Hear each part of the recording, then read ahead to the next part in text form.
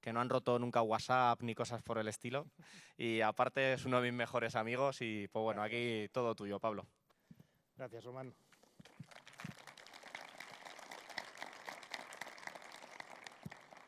Bueno, buenas tardes. En primer lugar, gracias a todos por estar aquí. Yo sé que llevamos ya 3 días de RootedCon. Habéis salido todos 2 noches y estáis todos rotos, así que os agradezco que estéis aquí en la última charla. Si funciona esto, como siempre, vamos mal. Vale.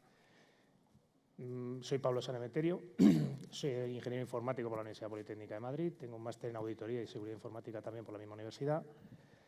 Trabajo desde enero en ElevenPads, que es la unidad de ciberseguridad de Telefónica, y mi Twitter es Pablo Sanemeterio. En primer lugar, me gustaría empezar dando un fuerte aplauso a la organización, porque yo creo que este año se han superado, han puesto doble track, han hecho un gran esfuerzo y volvemos a tener sala en el Kinépolis, cosa que me parece brutal. Y para mí, he pasado por muchos congresos y creo que es el mejor con diferencia. O sea que un aplauso muy fuerte para ellos, por favor.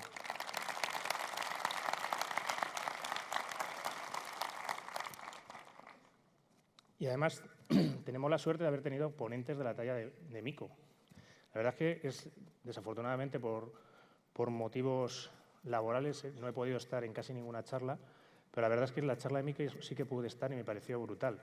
Me pareció brutal porque tenía muchas ideas y muy interesantes, destaco 3. La primera es… ya se me ha olvidado, qué bien. No, la primera es el tema del IoT, el tema del IoT que se está poniendo muy de moda, que está empezando a haber demasiadas cosas conectadas y de forma demasiado segura, y dio una pincelada de una idea que me parece bárbara para tratar de atajarlo, que es el tema de la regulación. Igual que no esperamos recibir un chispazo de una lavadora o de una nevera, deberíamos no esperar que nuestra vida sea pública en Internet cuando compramos un juguete o cuando hacemos algo parecido.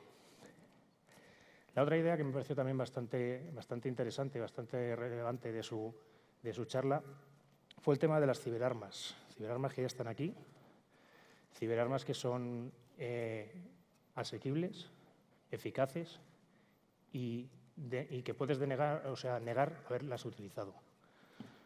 Lo comparó con el caso de utilizar un B52 frente a Stuxnet y la verdad es que el ejemplo me pareció bastante bueno. No sé cuánto costará utilizar un B52, pero creo que estará más o menos ahí en ese entorno. Solo una cosilla que no me gustó, que fue en el tema de las preguntas y respuestas cuando alguien le preguntó qué es lo que podíamos hacer para prevenir los fallos. Me parece que fue en ese estilo la pregunta, o qué podíamos hacer para prevenir los errores que ocurren. Y dijo que básicamente hay 2 tipos de errores. Un error se provoca muchas veces por el código. El código fuente es vulnerable y se soluciona fácil. Tú abres el código, lo fixeas y un fallo menos. El problema está con los humanos. Como dijo, evidentemente los humanos no podemos abrirles el cerebro y reprogramárselo para conseguir que dejen de hacer clics en sitios donde no deben hacerlo, que ejecuten programas como locos o que se descarguen aplicaciones gratuitas que nunca son gratuitas. Y cuando dijo, sobre todo con esto estoy de acuerdo, pero con lo que no estoy de acuerdo es con lo que dijo que teníamos que esperar a morirnos para poder llegar a una generación en la que esté seguro, porque hayan nacido, sean nativos de Internet, estén acostumbrados a moverse en Internet. La generación que ha nacido dentro de Internet se dedica a colgar selfies a un lado de un barranco, se dedica a colgar selfies o fotos al lado de la playa para dar envidia a los demás amigos. Quieren ser youtubers, quieren ser famosos de Internet. Lo siento, pero esta gente no protege la privacidad. Y quizás también no lo creo porque me niego a pensar que me tengo que morir para que las cosas estén seguras. Pero en general, ya os digo, la charla fue muy buena y me gustó mucho, destacando las ideas que os digo tanto del IoT como de las ciberarmas. La génesis de esta charla, o el origen de esta charla, viene basada o apoyándome en 2 personas que para mí son 2 referentes en este mundo de la seguridad. Uno de ellos es Román, que la verdad es que le conozco desde que le conocí en el máster de seguridad, que dio una charla tan buena que al año siguiente, que ya no tenía máster, volví a ir a verla. Román, lo que te voy a pedir es que subas al escenario y te quedes ahí. Te lo he dicho antes, yo sé que RootedCon tiene una norma y es que los que sois miembros de la organización no hacéis charlas, y es así, pero yo creo que parte de esta charla viene de tus ideas, con lo cual creo que es meritorio que también estés aquí. Y te lo agradezco porque si no tenía una cosa para extorsionarse, así que la tengo que pasar muy rápido.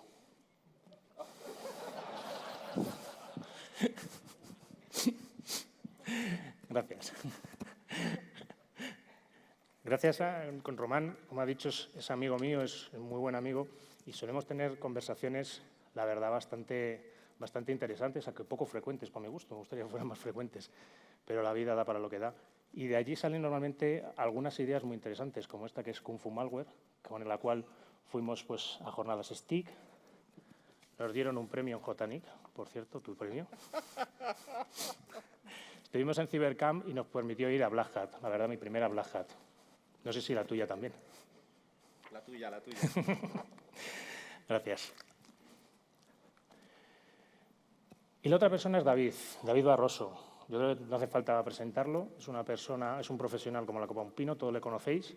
Y es, yo creo que incluso mejor persona que profesional, incluso si cabe la posibilidad. He tenido la suerte de trabajar con él un par de años en Telefónica. La verdad es que luego se ha ido a montar su propia compañía con una idea que me parece francamente interesante, el tema del contraespionaje y todo el tema de utilizar técnicas en contra de los malos. Esta diapositiva se la cogí a David y lo que hace es centrar un poco en los últimos 16 años por qué tecnologías o por qué elementos hemos ido pasando. Empezamos en torno al 2000 centrándonos en el perímetro. Yo sé que hay empresas todavía que se siguen centrando en el perímetro a pesar de haber pasado 16 años de ello. Para 2004 empezamos a centrarnos en la monitorización. Ya tenemos todas las empresas con elementos en las redes. Vamos a centrarnos en la monitorización a ver qué ocurre. Para posteriormente, alguien se dio cuenta que el DHCP era muy bueno para evitarte tener que asignar IPs, pero que el acceso con un cable le daba acceso a todo el mundo. Entonces, igual había que hacer algo con un NAC o alguna cosa parecida para posteriormente entrar a pensar en la fuga de datos y por fin llegar al Threat Intelligence o la inteligencia sobre amenazas, o que la gente nos venda IOCs por los cuales han sido comprometidos. Y en 2013 vino una fiebre, un furor de compartirlos con todos. La verdad es que yo tuve la suerte de asistir a un evento, cosa hace un año y medio, creo, 2, en el cual estaban hablando diferentes fabricantes y todos tenían, cuando exponían sus soluciones, un elemento en común. Todos tenían algo en la cloud y todos tenían algún elemento de Big Data. La verdad es que en su momento me chocó bastante. Digo, si esta gente se suele dedicar a vender cajas, ¿qué hace metiéndose en estas tecnologías? Pero la verdad es que poco a poco me fui dando cuenta que el secreto, como decía Mico, que ya me he acordado de la cosa que me faltaba, que es que los datos son oro, es que ellos lo que iban a hacer es empezar a vender Threat Intelligence en base a los elementos que puedan recopilar o que puedan ver con vuestros appliances. En estas redes de inteligencia, que bueno, tienen 1000 nombres, como puede ser GTI, puede ser ATI Plus, distintas. Lo que se suele compartir son toneladas de hashes, toneladas de elementos o de binarios que no sabemos si nos afectan o no nos afectan, si son de un banco en Bangladesh o si son para nosotros. Y suelen estar sin mucho contexto. Una de las principales, bueno, y muchos de estos hashes suelen venir ya conocidos en VirusTotal.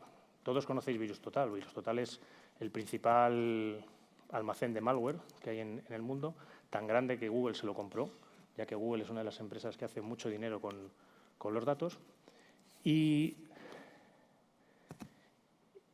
aparte de tener esto, la ventaja de una de las cosas que te suelen dar los feeds es que en torno a un 30% igual puede ser que sea fresco, es decir, que no aparezca en VirusTotal. Que una muestra no aparezca en VirusTotal significa que no la conocen los motores de antivirus, y porque cuando una muestra VirusTotal funciona de la siguiente forma. Tú le subes un fichero, él se queda con él y a cambio te da un veredicto de unos 60 antivirus diciéndote si es bueno o malo.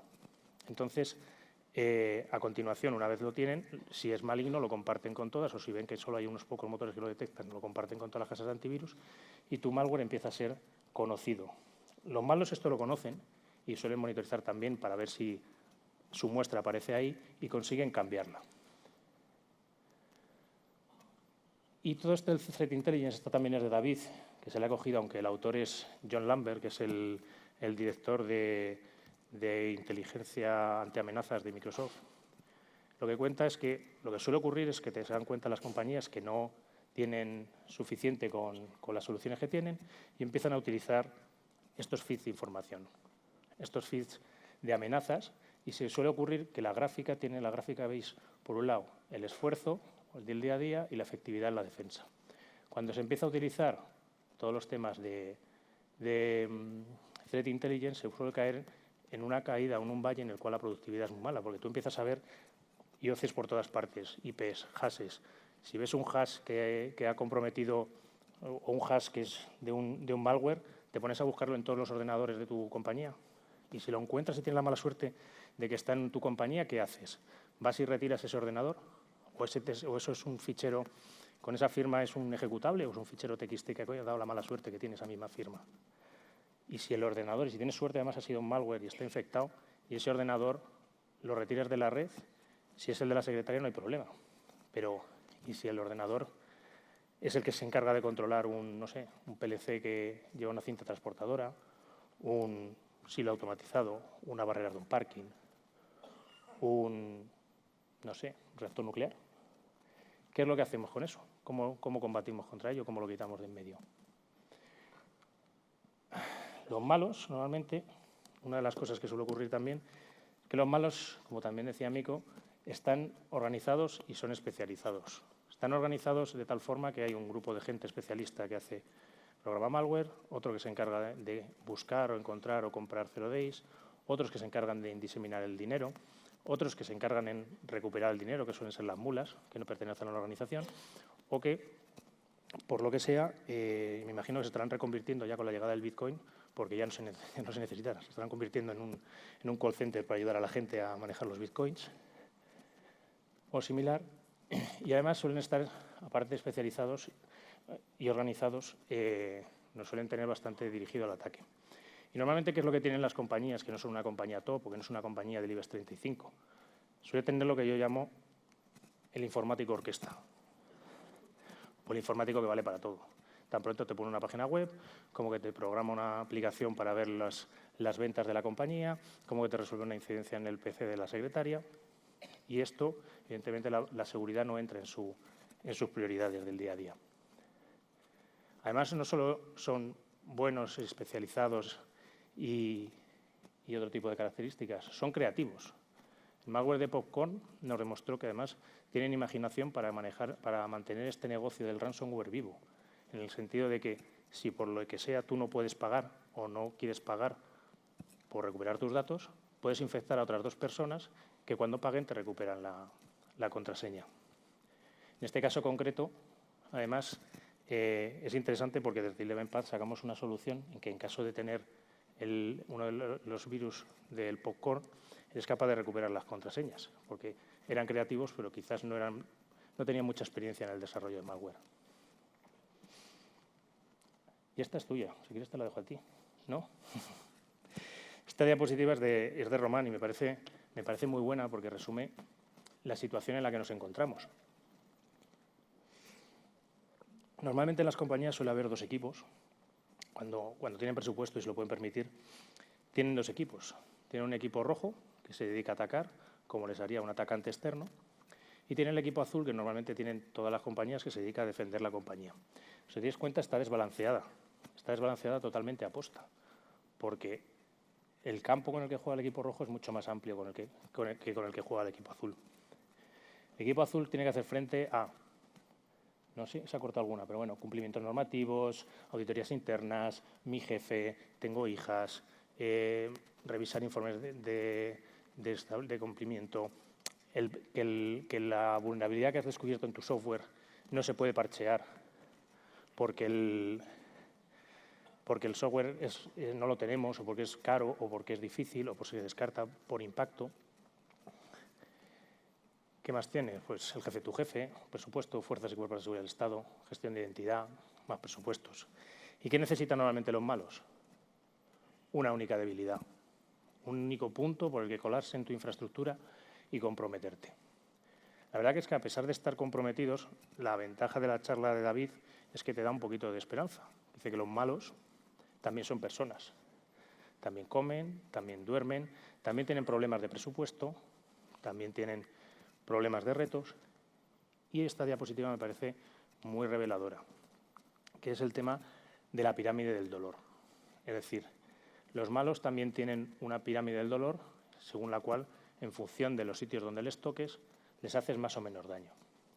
Todos conocemos los hashes, es decir, las firmas sobre binarios, que para ellos cambiar un binario y que siga funcionando normalmente, igual que sin cambiar ni una coma del código, es trivial.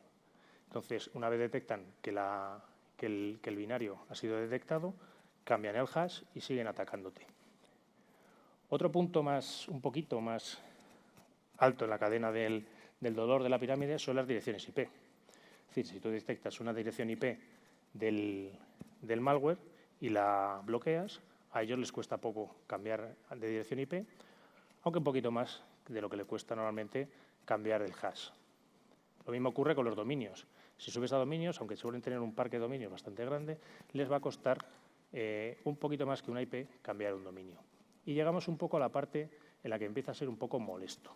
Es decir, la parte de red o la parte de muestras o trazas que quedan tanto en red como en los equipos. Es decir, si tú, por ejemplo, el malo ha programado el ataque y para comunicarse a HTTPS o HTTP y la cabecera del user agent está usando, por ejemplo, Firefox y con Windows 7 y tú sabes que no tienes ningún Windows 7, pues todos son Windows 8, tienes un elemento para detectarle que a él le va a molestar porque aparte le vas a estar detectando todo el rato aunque cambie todo, pero el problema es que no sabe cuál es, porque otro, por ejemplo, puede ser un directorio donde se vuelquen ficheros o cualquier otro elemento.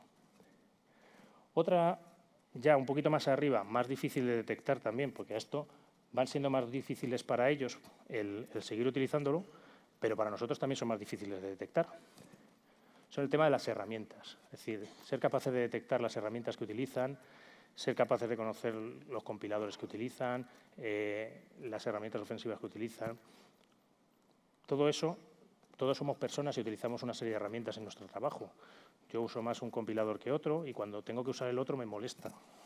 Me molesta más porque no soy tan hábil. O tenemos otras herramientas a las que estamos más acostumbrados. Entender otra herramienta o aprender, por ejemplo, simplemente tener que cambiar de Python a Ruby o de Python a Perl, les va a costar, les va a hacer daño. Y por último ya el nivel ya más top, donde es muy difícil llegar, pero donde les haces extremo daño, es en el que se llaman tácticas y procedimientos. Es decir, cuando sabes que un grupo que te está atacando usa siempre una búsqueda de un sysadmin al que le mandan un fichero, por ejemplo, Office, con una serie de macros, para poder conseguir entrar a él, y lo suelen hacer un viernes a las, 3 de la mañana para ver si le pillan en casa, frente a las defensas perimetrales, pues ya tienes un elemento, un patrón de actuación muy significativo de ellos.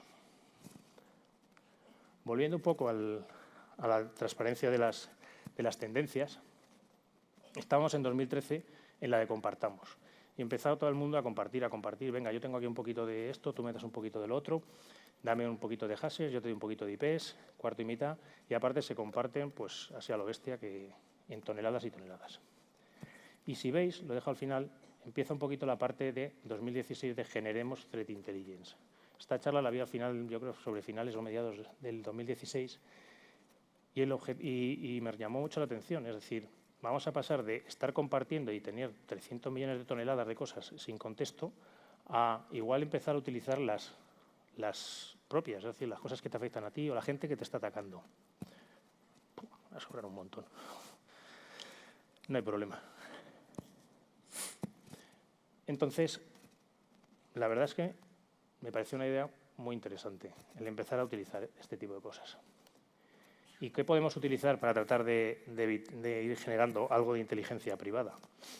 ¿Qué tal si, por ejemplo, le ponemos algo a nuestro amigo Dave para que en lugar de estar así con continencia cliquera y le dé a todas las cosas para ejecutarlas, se lo bloqueemos por defecto. Es decir, todo lo que arranques te va a quedar bloqueado y yo me voy a encargar de analizarlo a ver si te dejo ejecutarlo o no.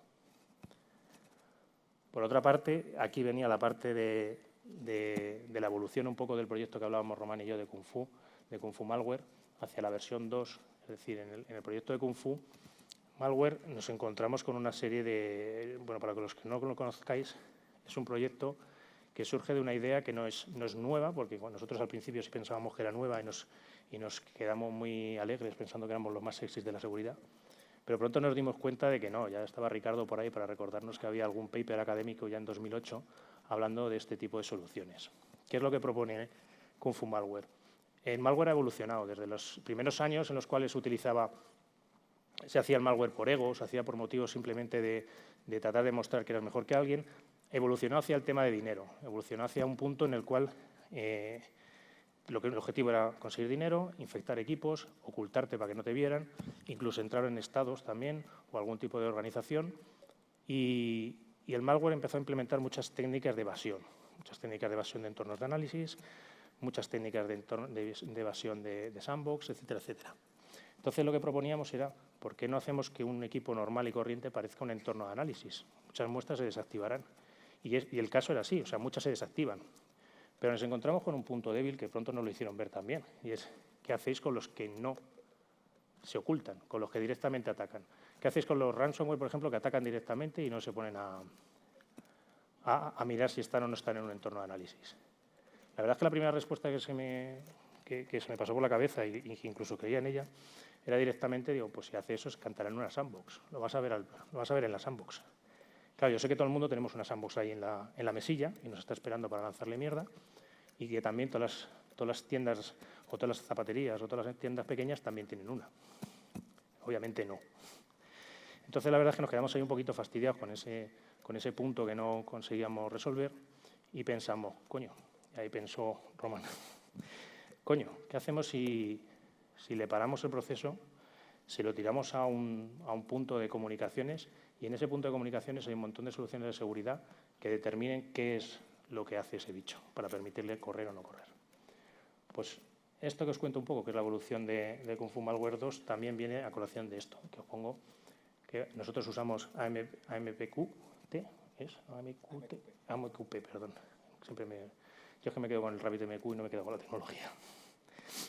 Entonces, usamos ese bus principalmente para tirar ahí todo el tipo de muestras y que se vayan conectando un montón de soluciones de seguridad que ya las conocemos todos, que son antivirus, son sandbox, son herramientas tipo Snort o IDS que analicen el tráfico que pasa por allí y que me den un veredicto sobre si el elemento que está intentando ejecutar Bob es bueno o malo.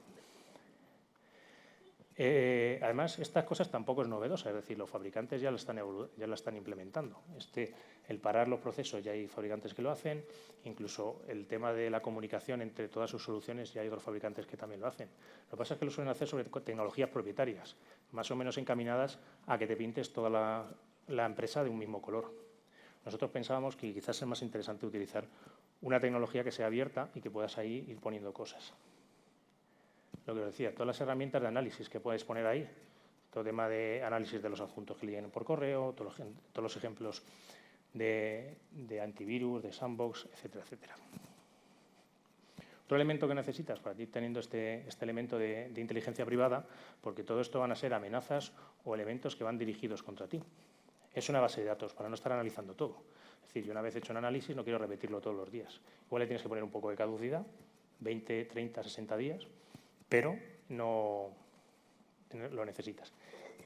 Y el último punto, quizás para montarte un tema de inteligencia privada, es un puente, una pasarela en el cual este puente se comunique con el RabbitMQ y todos los resultados que hayan estado depositando, si han detectado un IOC, yo que sé, una IP, un dominio o algo malicioso, se lo comuniquen a la solución pertinente para que lo bloquee y lo haces de manera proactiva. Me he venido ya a la demo. ¿Me puedo sentar ya? Bueno, venga, te sientes, sentar, venga. Yo quería que figurara para la foto, pero ya has figurado, ¿no? Vale.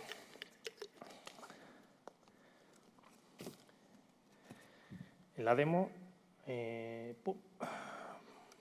todavía no la tengo completa al 100%. En este caso lo que os he traído es, por un lado, un ejemplo fácil, la verdad, porque todavía no he tenido tiempo de ir terminando todas las soluciones. Es decir, no puedes enganchar todas las soluciones de seguridad ahí y aparte los puentes. Yo, de hecho, me he quedado con 2 o 3 soluciones de seguridad que me van a dar una primera visual de si algo es bueno o malo, pero esto tiene que seguir progresando. Esto no se queda aquí, ¿vale? Este está en una fase un poco embrionaria.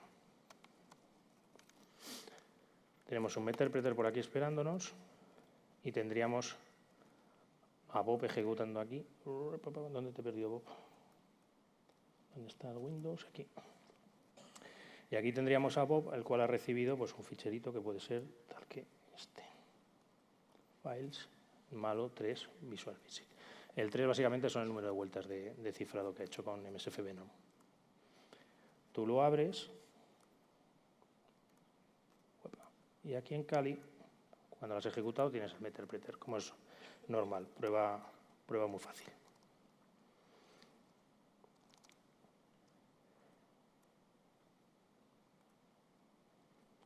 La Windows.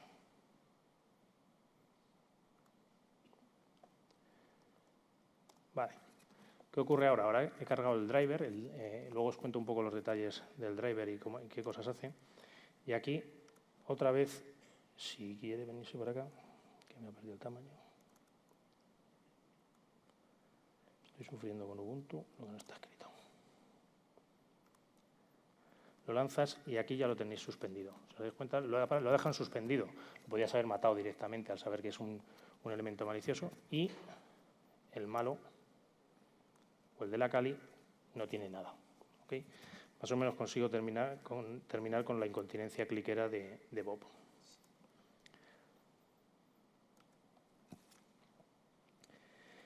¿Cómo está hecho esto? Bueno, el driver es un driver en Linux, o sea, en Windows, en kernel de Windows, que tiene una callback que te llama cada vez que arranca un proceso antes de que ejecute una sola instrucción. En ese mismo momento, tú llamas a una función oculta del kernel que suspende el proceso y lo deja ahí parado y avisa ese espacio de usuario para que, por un lado, obtenga el nombre del ejecutable que estás lanzando y, por otro lado, también coja todos los argumentos con el que se está lanzando. Porque en este caso concreto tú lo lanzas con WSScript, que es un programa legítimo y bueno y que no te va a cantar, y el problema lo tienes en el argumento, que es el fichero malicioso, que es el que te está haciendo la puñeta.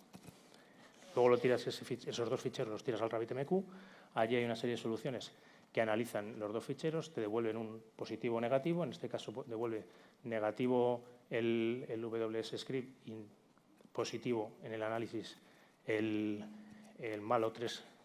Visual Basic, y con eso luego lo que se podría hacer es automáticamente, cuando vieras la dirección a la que se trata de conectar, porque esto lo puedes tirar a una sandbox y ver el tráfico que se genera, pasarle un snort, un bro, un suricata, lo que queráis, bloquear esa dirección IP automáticamente en los proxies o los firewalls. Agradecimiento, pues os he dicho que me sobraba tiempo. ¿Cuánto me sobra todavía? Me he acordado de los datos de Mico, pero no viene al caso. Agradecimientos a Román, a David, que me han ayudado y me han prestado parte de sus slides porque han sido muy buenos.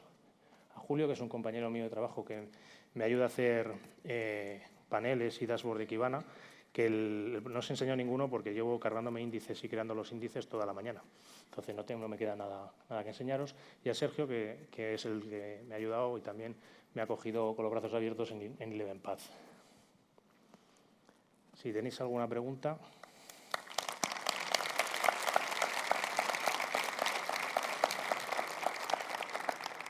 Yo tengo la primera. Venga, guapetón. ¿Cuándo vas a tener el puñetero driver en Linux? Yo es que con esto estoy de acuerdo con Sergio. Primero quiero verlo funcionar en Windows y luego me voy a Linux. ¿Cuántos usuarios conoces así en 90-10 más o menos, ¿no? Windows versus Linux. ¿Cuántos usuarios hay aquí de Linux que querrían tener un driver que impida que esto pase? Esto no vale. Vale, me lo apunto. La segunda vez que me haces esto. ¿Más preguntas? Ahí arriba hay una y otra. Ahí hay una y luego ahí hay otra, ¿vale? Hola. Cuando el cliente está offline, ¿qué sucede? Buena pregunta. Ahí con el cliente, aquí tenemos diversos temas que tenemos que resolver, la verdad. Me puedes echar un cable luego. Cuando el cliente está offline, ahora mismo lo que hace es se queda bloqueado, no le deja de ejecutar nada. Entonces, podrías tener una especie de caché local en la cual las cosas que están permitidas, porque estando desde tu casa deberías, al menos con el de la empresa no deberías hacer muchas cosas, pero con la caché local tener los que están permitidos ejecutar y el resto no, al menos los mínimos que te permitan ser viable o ser funcional offline. Cuando dices offline ya es fuera de cualquier conexión en Internet, entiendo. A priori, el camino ideal sería hacerlo siempre por lista blanca, nunca por lista negra, porque entonces te vuelves a convertir en otro antivirus por firma. ¿Vale? Entonces, esto es una idea, ya lo soltamos si quieres. Queríamos implementar una carpeta en la que tuvieras la lista blanca de lo que puede modificar un documento para evitar ataques por ransom. Entonces, si tú tienes documentos de Office en una carpeta y de repente ves que el proceso que está intentando escribir sobre ese fichero no es el Office que tú tenías antes, pues lógicamente ya está pasando algo. Entonces, lo ideal sería que si estás en offline tengas una, pues eso, caché local, pero sobre todo muy orientada a lista blanca, nunca a lista negra, ¿vale? Estaba pensando cuando estás en el avión trabajando, empiezas a ejecutar lo que sea, si luego cuando te conectas empiezas a tener sorpresas de cosas que se quedan suspendidas. Lo de la suspensión es intencionado, lo hace Pablo a propósito para que lo veáis en el Process Explorer. O sea, lo suyo es matarlo y muerto y no vuelves a arrancar. Vale. Y perdonad por meterme, que la gente de Rooted no da charlas en Rooted. Y no has dado charla. Buenas. Hola. Bueno, hay una cosa que me ha surgido así la pregunta de repente. Dave nota que no arranca el Internet Explorer y se lía a darle, pero como si se lo fueran a prohibir. Bueno, no sé dónde hacéis el juqueo o cómo lo hacéis exactamente, pero ¿tenéis alguna manera de que en realidad no llene la RAM de procesos parados? A ver, el hook está hecho en kernel, que es una función normal que la puedes encontrar en el API de la MSDN de Microsoft, que se llama, me parece, que era PS create destroy process o algo similar. Empieza por PS, la tienes seguro, PS create process. Luego la parte final no me acuerdo. Entonces esa rutina te notifica cada vez que se crea un proceso. Luego, igual que te notifica que te crean muchos procesos, ahora mismo no tenemos nada pensado no tenemos nada implementado, no tenemos nada implementado para prevenir ese comportamiento compulsivo de clic, clic, clic, clic, clic, clic, clic, pero se puede poner, es decir, si en el plazo, digamos, razonable de un minuto me estás intentando arrancar 30 Internet Explorers, pues te sobran 25. Un mutex, por ejemplo. Se podría hacer mediante un mutex, coges el nombre de proceso, los argumentos, si coincide, simplemente no Por supuesto, lo matas. también se puede hacer así. Y otra cosa, el problema que decías sobre emular en equipos normales el comportamiento de una sandbox o los indicadores que hacen al crear al malware, que es una sandbox, es que ya se ha visto malware que lo que hace es que si se encuentra en una sandbox, borra el MBR y a correr. Sí, por eso te digo que es el tema de bloquear todo lo que se arranque al principio, antes de que ejecute una sola instrucción. Entonces, si veo si detectas algún tipo de comportamiento de la sandbox ya te ha desaparecido, por lo pronto no vas a tener una respuesta afirmativa de te permito ejecutar. Con lo cual, bueno, ahí ya tienes algún indicio de que algo raro te ha llegado. Lo malo de esto es que alguien va a ir a buscar tu solución y en cuanto la encuentre va a hacer... Es evidente. Entonces, esto no es un producto comercial, no le queremos salvar la vida a nadie. Esto es una prueba de concepto, ¿vale? Lo único también, un punto más. Nos hemos encontrado últimamente que hay malware que aprovecha el Windows Side Loading y bueno, que es básicamente el proceso es totalmente legítimo, pero la DLL es una DLL que está cocinada Inyectada. a propósito para... Hay otra función también de callback, que es que te avisa cada vez que se mapea una DLL. Esa es otra función que tenemos pendiente de explotarla o ver la viabilidad de seguir explotándola por ahí. Es decir, todo lo que se mapee de DLLs, igual las puedes tener firmadas. Gracias. Hay otra pregunta allí en medio. Hola. Hola. La pregunta era si habéis planteado cómo crece esto, por ejemplo, en una organización. Quiero decir, esto un PC de casa bien, pero una empresa con 40.000 tíos descargándose software que tienen que pasar por su proceso de homologación, morimos todos, ¿no? O sea, quiero decir, es complejo. Quiero decir, es poco vendible a negocio. ¿En qué sentido? A ver, dígame un poquito más. Claro, a ver, tú imagínate, tú tienes tu empresita pequeña de, no sé, 40.000 tíos, ¿vale? Que están ejecutando diferentes versiones de software, ¿vale? Normalmente casi todas caseras, las podemos firmar, las podemos verificar, etc. Pero por desgracia, yo por lo menos la experiencia que tengo es que tengo muchos usuarios que se descargan software que lo necesitan para ayer, para entregar cuadernos, cosas al Estado, etc. Entonces se descargan el software que les ofrece el Estado, que normalmente ni viene firmado ni viene nada, lo ejecutan y dicen, oh mierda. Y te llaman y te dicen, oye, que tengo que entregar el cuaderno no sé qué dentro de 3 horas, que si no tenemos 2 millones de multa. ¿Sabes? O sea, no sé si habéis pensado en algo a gran escala. En ese escenario, a ver, la base de datos es un Elasticsearch, intentando que tenga, pues eso, aprovechando un poco el tema de Big Data para que sea rápido, y lo que intenta es almacenar. La primera vez que el primero que lo ejecuta, ese es el que va a tardar. Es el que va a tardar en pasar todas las soluciones de seguridad. Igual, pues las sandbox 5 minutos, 6 en tener una respuesta, 15. Una vez ya tienes esa respuesta de si es bueno o malo, el resto de la empresa va a tirar contra el reporte que ya tienes. Con lo cual ya esos van a ir automáticamente si está autorizado. Si tiene la mala suerte de haberse descargado uno que es malo, pues ya te ha salvado, entre comillas, ya le ha salvado, entre comillas, la vida. Retrocedamos a la pregunta anterior. ¿Lista blanca?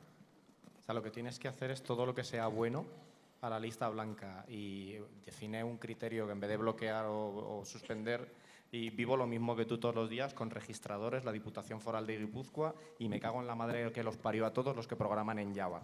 ¿Vale? Entonces, pues sí, lo vivo todos los días. Yo tengo corriendo la gente desde hace meses en mi máquina de trabajo y no hay interacciones con nada, no pasa nada, no noto absolutamente nada. Ya te digo yo que le doy mucha tralla a la máquina, ¿vale? Pero insisto que esto es una POC, que esto no es un producto, ¿vale? No nos llevemos aquí a engaño, y además está en el GitHub de Pablo disponible. O sea, haced lo que queráis con esto. Gracias. Hola. Hola. Hola, buenas. En respuesta al compañero que ha hecho la pregunta sobre cómo aplicar eso a gran escala, el problema no es cómo aplicar eso, el problema viene dentro de la política de la empresa. Vamos a ver, normalmente cuando tú quieres implementar una nueva tecnología o no implementar, simplemente instalar nuevo software que necesita el departamento de administración, de cuentas, etcétera, tú debes seguir una política.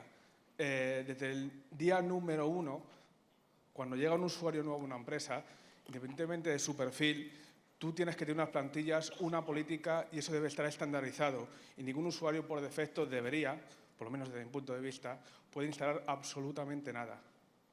Por muy altos conocimientos tenga de software, ya sea programador o lo que sea.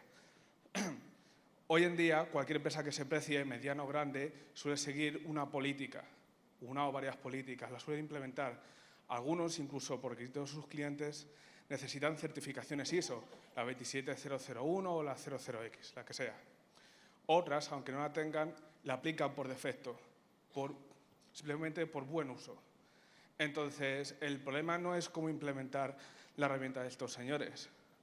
El problema es qué tipo de política sigue la empresa. No podemos siempre delegar todo o echar la culpa a que una herramienta no funcione correctamente o siempre hay pegas. Porque, como bien han dicho al principio, el mayor problema es el error humano. Y si no actuamos contra el error humano, da igual la herramienta que saquen, nadie va a poder hacer nada al respecto.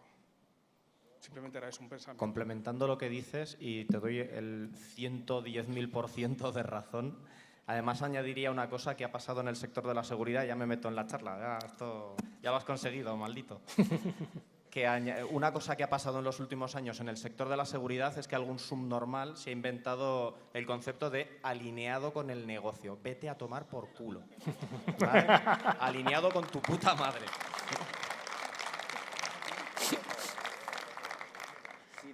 Si de verdad estuvieras alineado con el negocio, la seguridad no sería optativa y no te estaría riendo en mi cara cada vez que te digo que hay que bloquear esto, ¿vale? Entonces, ¿qué pasa? Como bien estabas comentando, hay que tener una política de seguridad, hay que tener unos controles férreos, no debe haber usuarios administradores, nadie se instala software porque se lo descarga de algún sitio así chulo que te mete malvertising o lo que sea. Pero ¿qué pasa? Pues que pues, las organizaciones son complejas, los consejos de dirección pues, son como son, la gente no entiende que con una vulnerabilidad, como comentaba Pablo, con una están robándote una licitación en otro país y cosas por el estilo. Entonces, esto, mi opinión, los expertos en seguridad lo hemos hecho mal, lo hacemos mal. Tú no negocias con los bomberos el tema de que una escalera de metal se puede retorcer porque se calienta. Es que no negocias, es que te sancionan directamente. Entonces lo estamos haciendo mal. Pero esta es mi opinión particular, ¿vale? Y esto de estar alienado por el negocio es muy peligroso, ¿vale?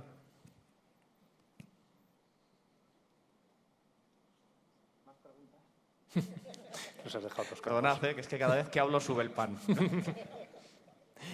Ya no solo te veo ¿Más nadie. preguntas? ¿Alguna más? Bueno, muchísimas gracias a todos. Muchas gracias, Pablo. Gracias, chicos. Cosas importantes, ¿vale? Antes de que cerremos. Te robo el HDMI, ¿vale? ¿Me dejas?